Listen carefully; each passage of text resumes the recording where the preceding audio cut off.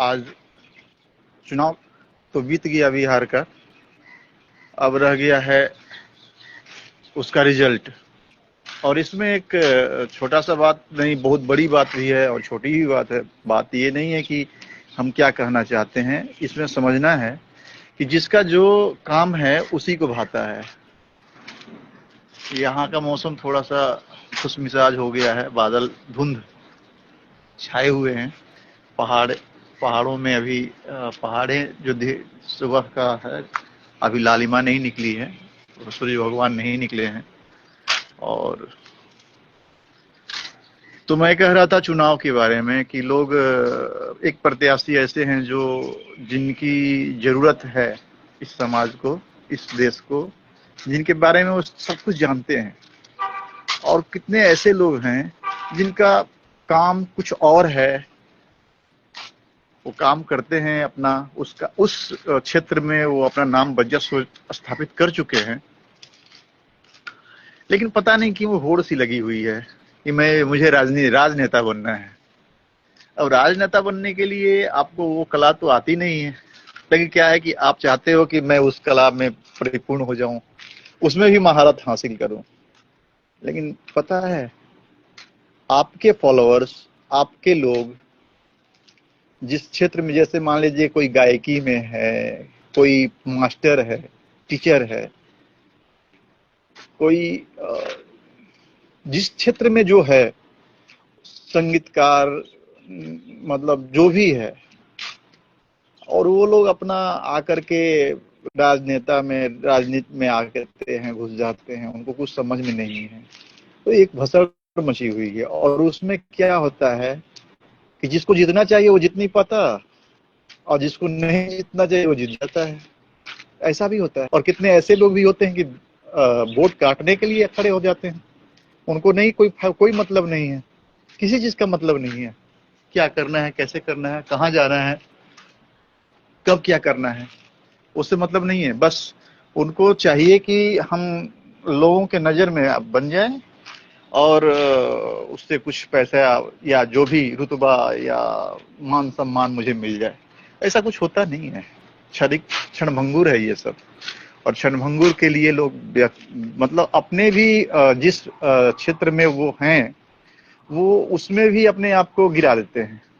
अब कोई गायक है, कोई नेता है, और वो अभिनेता का काम करने लगे, और कोई अभिनेता नेता का काम करने लगे, तो दोनों ताल बजेगी नहीं, वो जचेगा नहीं, तो फिर दिक्कत हो जाती है। अब सचिन तेंदुलकर क्रिकेट खेलते हैं और वो आकर के कबड्डी खेलने लगेंगे तो हाथ पैर टूट जाएगा, सीधी सी बात है।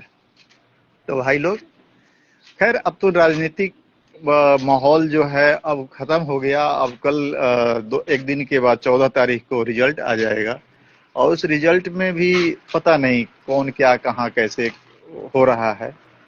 तो ठीक है, लेकिन आगे से अपने आप को भी बचा करके रखना पड़ेगा कि हमको जो काम हो रहा है, जो मैं काम जानता हूँ, उसमें अपना वर्चस्व हासिल रखूं और उसी को बना कर रखूं। भसड़ मचाने से कोई फायदा नहीं होता। और राजनीति एक ऐसा चीज है, इसके लिए भी कोर्स है, आप उस कोर्स को करके आइए। और एक होता है धरोहर घर का, मतलब जो कि चलते आ रहा है, पुश्तैनी, तो उसमें भी नहीं होना चाहिए कि पुश्तैनी है तो हम उसमें पारंगत हो जाएंगे, वो भी गलत बात है।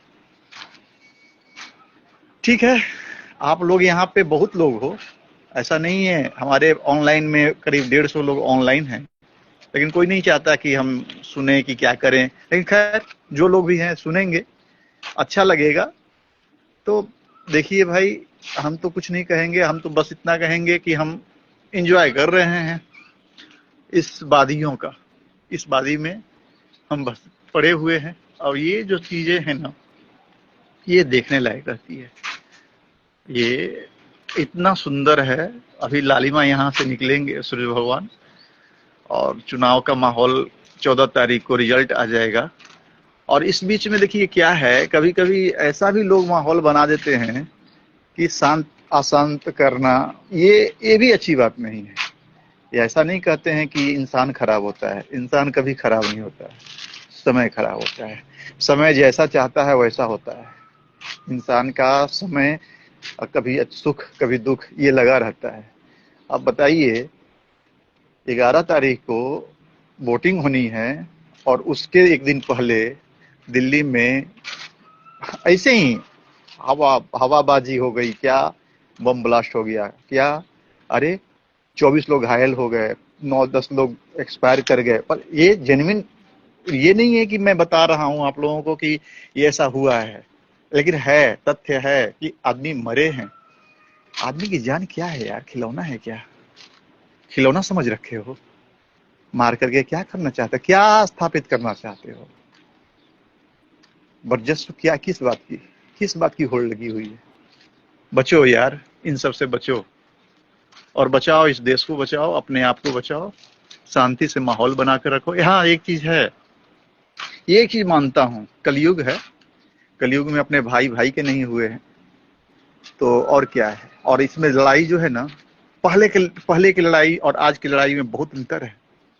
पहले लड़ाई दो दो द्वंद्वियों के बीच होता था, राक्षस और देवता, मानव दानव, इस तरह से लड़ाई होते थे। बीच में बदलता गया, बदलते बदलते बदलते बदलते आज समय आ गया त्रेता, सतयुग, कलयुग, त्रेता, द्वापर, कलयुग। तो सतयुग में नाम जो होते थे, बहुत बड़े बड़े नाम होते थे, हिरण्यकश्यप, और फिर दोबारा तब त्रेता युग आया, तीसरा युग, त्रेता युग यानी त्रेता तीसरा युग, द्वापर दूसरा युग, लेकिन त्रेता पहले आ गया, द्वापर बाद में आया। तो इसकी भी अलग बात है, ये भी कहानी बहुत बड़ी है। तो रावण 3 अक्षर त्रेता में, फिर द्वापर, द्वापर दो का नाम कंस, ठीक है। अब कलयुग जो है ना, वो मैं में निहित हो गया।